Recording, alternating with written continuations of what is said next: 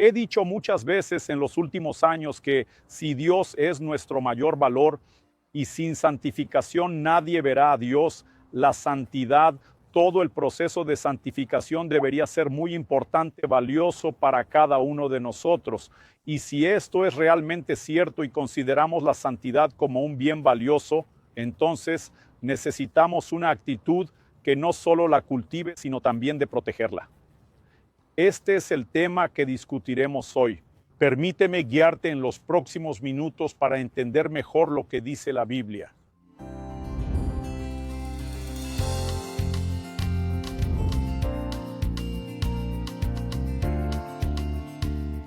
En este día me encuentro en Teresina, Piauí, Brasil, junto al río Poti, con el propósito de traerte una nueva palabra que hable a tu corazón. Hablamos de la importancia de la santidad en la introducción y también lo mencioné en un video reciente llamado El valor de la santidad, que quiero mencionar en la descripción. Si no lo has seguido, te dejaré el enlace para que conectes estos dos mensajes. En uno, celebramos el valor de la santidad, lo que hará que este video sobre la protección tenga más sentido. Si comprendemos su valor, será más sencillo entender por qué es importante proteger la santidad. Entonces, quiero usar como texto base Eclesiastés, capítulo 10, verso 1, que dice así: como una mosca muerta hace que el aceite del perfumista despida mal olor, de la misma manera, una pequeña tontería puede tener más peso que la sabiduría y la honra. Básicamente, lo que este texto dice es que un poco de cosa mala vale más que muchas cosas buenas.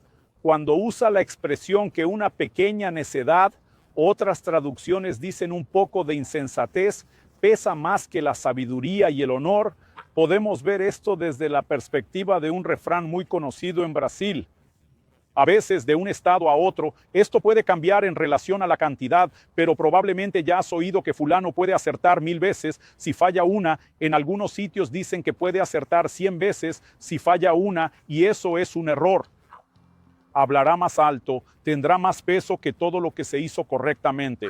Y esta verdad es reconocida por la Escritura. No es solo la constatación de un resultado del comportamiento humano, sino que también es la forma en que podemos clasificarlo como un principio. La Biblia nos enseña que así como una pequeña tontería puede pesar más que toda la sabiduría y el honor, menciona la mosca muerta. Tiene el poder, aunque sea algo proporcionalmente menor, de comprometer todo el aceite o el ungüento del perfumador. Hace años, Dios me habló de una manera muy contundente a través de un sueño, llevándome a comprender este texto, haciéndome entender el significado de la mosca muerta que cae en el aceite del perfumista y lo contamina. El aceite en la Biblia normalmente, cuando hablamos de tipología, está relacionado con la figura de la unción del Espíritu Santo. El perfume está asociado al buen testimonio. En la segunda carta a los Corintios, capítulo 2, Pablo dice que Dios nos usa para mostrar el buen olor de Cristo. Pero la unción, el buen testimonio que puede inspirarnos, que implica un empoderamiento divino, no solo para hablar, sino para vivir el Evangelio de manera impactante, puede verse afectado por una pequeña cantidad de moscas. Y para entender este concepto, necesitamos pensar en cómo se producía el perfume en el pasado. Los perfumes no tenían adición química ni alcohol fijador como los que tenemos hoy. La forma antigua de hacer perfumes era, normalmente, colocar esencias de plantas y flores en el aceite, porque el aceite tiene el poder de extraer no solo el sabor, sino también el aroma de lo que se almacena en él. Esa es la razón por la que tenemos muchos aceites de cocina, donde se añade pimienta y otros condimentos, porque tiene la capacidad de extraer tanto sabor como el olor, el aroma de lo que se coloca en él. Entonces, el perfume requería tiempo. Ese aceite se dejaba infusionar con lo que se añadía y el perfumista trabajaba con mucha calma y paciencia en su elaboración. Pero lo que dice la Biblia es que si caían moscas en él, el olor de esos insectos, y creo que la referencia no es solo a la mosca común, como tú y yo conocemos, sino muchas veces de forma genérica, hay insectos que realmente emiten un olor fuerte cuando mueren. Por ejemplo, en Brasil, Esto se conoce con muchos nombres diferentes como percebejo o María fedida. Tenemos algunos insectos que cuando mueren exhalan un mal olor muy fuerte, muy notable. Y lo que dice la Biblia es que el hedor de estas moscas podría ocultar el buen aroma que el perfumista había creado. Sobre la tipología, las moscas se relacionan con la impureza. Suelen estar asociadas a la basura y a cuerpos en descomposición, vinculándose a la impureza. Particularmente pienso que una de las razones por las que Satanás es llamado Beelzebú en la Biblia, que significa Señor de las moscas, es debido al ámbito de acción que Satanás tiene en este lugar de impurezas. Ahora, cuando hablamos de las moscas cayendo y anulando todo el efecto de la unción del buen testimonio, necesitamos de hecho cuestionar algo que tal vez sea la esencia de entender todo esto. ¿Por qué las moscas cayeron en el perfume? Quizás alguien dirá que la Biblia no dice por qué ni cómo cayó. Ok, la Biblia puede no explicar cómo llegó allí, pero podemos por lógica pura y simple deducir. Las moscas solo cayeron en el perfume porque estaba destapado, al aire.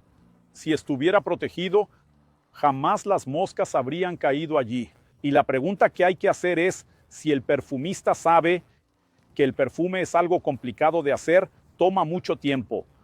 Considerando esto, se puede medir por qué algunos perfumes se vendían a un precio tan alto por el tiempo que se dedicaba a trabajar en ello. Y si él considera la importancia de lo que está haciendo en un periodo en el que, a diferencia de la mayoría de nosotros que vivimos en la ciudad, la exposición a insectos era mucho menor que la que ellos tenían. ¿Cómo no resguardar algo que es significativo y valioso?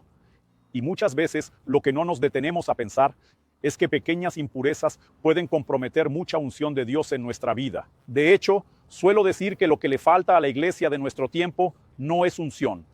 Lo que necesitamos para la unción que poseemos es eficacia, ya que hemos socavado esto mediante la exposición, y diría que es incluso desmedida y continua, a impurezas. Al observar el Antiguo Testamento se nota una distinción entre pecado e impureza. El pecado se limpiaba con la sangre de los sacrificios animales, mientras que la impureza se trataba comúnmente con rituales de ablución y baños, la purificación que se hacía con agua. No obstante, el impuro no podía ingresar al santuario, por ejemplo, para adorar a Dios. Por lo tanto, aunque no estamos hablando de pecado, hablamos de asuntos que afectaban el acceso a la presencia divina. Hoy en día me doy cuenta de que los creyentes pasan demasiado tiempo discutiendo qué es y qué no es pecado, tratando de establecer el límite de lo que pueden y no pueden hacer. Y algunos no consideran que muchas veces se están exponiendo a cuestiones que, aunque no sean directamente pecado, sí lo son. Impureza. Por ejemplo, me pregunto si el pastor Luciano escucha música del mundo, ¿eso es pecado?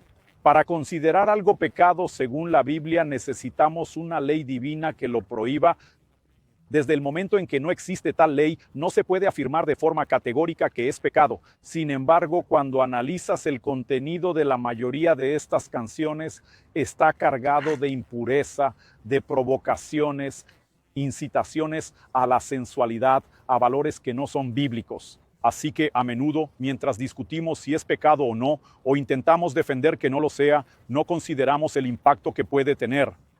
Cuando consideramos la perspectiva de la impureza, entonces creo que los cristianos que entienden el valor de la santidad, aman al Señor, desean una relación profunda, cercana, íntima, creciente y progresiva. Es necesario que aprendamos a cuidar lo que poseemos. Lo que muchas veces hacemos es clasificar lo que consideramos un gran pecado y lo que consideramos un pequeño pecado. Y algunos incluso dicen que el gran pecado traerá grandes consecuencias, pero el pequeño pecado tal vez no cause tanto daño. No obstante, las Escrituras nos advierten en Cantar de los Cantares, capítulo 2, verso 15, sobre las pequeñas zorritas que arruinan las viñas. Es curioso que la palabra zorrita se refiere al cachorro de la zorra. La zorrita, como el cachorro de la zorra, es más pequeña que la zorra adulta, pero de la misma naturaleza y causa el mismo estrago. Frecuentemente tratamos de defender pequeños pecados y pequeñas impurezas como si el tamaño, si es que la evaluación del tamaño puede ser considerada válida, pero como si la evaluación del tamaño fuera inofensiva. pero la Biblia habla de las pequeñas zorritas que destruyen las viñas. Y muchas veces las personas están incluso como un contrapunto a un mensaje de santidad que tal vez fue legalista, extremo, pesado, descontextualizada. Tratan de predicar liberalismo, que no solo nos está liberando, entre comillas, del peso del legalismo, sino que nos convierte nuevamente en víctimas de la acción del pecado. Lo que necesitamos entender es que si Dios es importante y la santidad es un medio para cuidar la relación con aquel que es más importante, necesitamos no solo valorar la santidad, sino protegerla, decir que no vamos a jugar con eso, no vamos a negociar, no vamos a permitir que se vea afectada. Hace mucho tiempo tuve la oportunidad de leer un libro argentino sobre la santidad que fue escrito por Sergio Scataglini. Hizo una afirmación que quiero presentarte. Decía que nadie podría considerar la idea de comprar una botella de agua mineral cuyo etiquetado dijera 98% de agua mineral pura y 2% de agua de desagüe. Él dice, no obstante, muchos cristianos han permitido que el desagüe espiritual entre en sus vidas. La pregunta es por qué creemos que un 98% de santidad para Dios es suficiente y que eso no sería problemático. No estamos siendo consistentes ni con nuestras ideas ni con nuestras creencias. La madurez se desarrolla gradualmente, pero debemos trabajar desde el entendimiento de principios para no ceder ante el pecado ni ante la impureza. La palabra de Dios dice en ocasiones, quien tenga oídos, que escuche. Porque hay ciertas verdades que no pueden ser recibidas ni digeridas por cualquiera en cualquier nivel de madurez, pero aquellos que aman al Señor, cuidan de esa relación, quieren más, estoy seguro, prestarán atención a este mensaje.